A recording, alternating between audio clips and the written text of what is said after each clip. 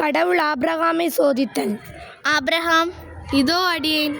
உன் மகனை நீ அன்பு கூறும் உன் ஒரே மகனான ஈசாக்கை அழைத்து கொண்டு மோரியா நிலப்பகுதிக்கு செல். அங்கு நான் உனக்கு காட்டும் மலைகளில் ஒன்றின் மேல் எரிபலியாக அவனை நீ பலியிட வேண்டும். ஆபிரகாம் அதிகாலையில் எழுந்து தமது கழுதைக்கு சேணமிட்டு தம் வேலைக்காரருள் இருவரையும் தம் மகன் ஈசாக்கையும் அழைத்து கொண்டு எரிபலிக்கு வேண்டிய விறகு கட்டைகளை வெட்டிய பின் கடவுள் தமக்கு குறிப்பிட்டிருந்த இடத்தை நோக்கி புறப்பட்டு சென்றார். ஆபிரகாம் தம் கண்களை உயர்த்தி அந்த இடத்தை தூரத்திலிருந்து பார்த்தார்.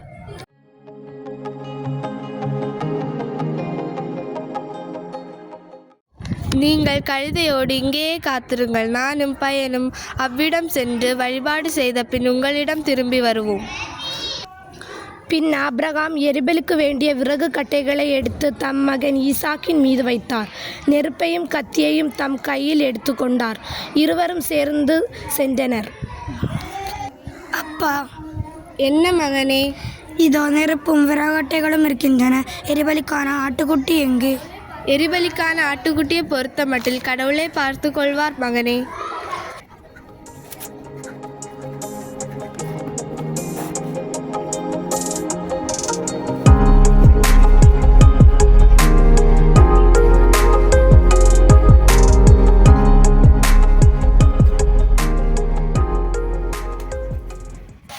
ஆபிரகாம், ஆபிரகாம், இதோ அடியேன். பையன் மேல் கை வைக்காதே, அவனுக்கு எதுவும் செய்யாதே. உன் ஒரே மகனையும் எனக்கு பலியிட தயங்கவில்லை என்பதிலிருந்து நீ கடவுளுக்கு அஞ்சுபவன் என்று இப்போது நான் அறிந்து கொண்டேன்.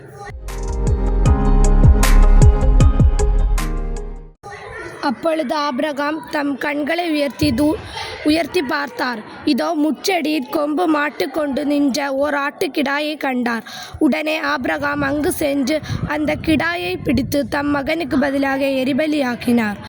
எனவே ஆபிரகாம் அந்த இடத்திற்கு யாவேரே என்று பெயரிட்டார். ஆண்டவர் கூறுவது இதுவே: நான் என் மீது ஆணையிட்டு கூறுகிறேன், உன் ஒரே மகனை எனக்கு பலியிட தயங்காமல் நீ இவ்வாறு செய்தாய்.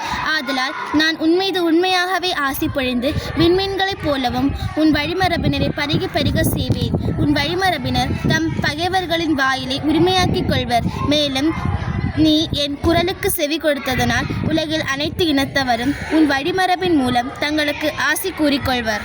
பின் ஆபிரகாம் தம் வேலைக்காரரிடம் திரும்பி வந்தார். அவர்கள் ஒன்று சேர்ந்து பேர்செபாவுக்கு திரும்பி சென்றார்கள். அங்கேயே ஆபிரகாம் வாழ்ந்து வந்தார்.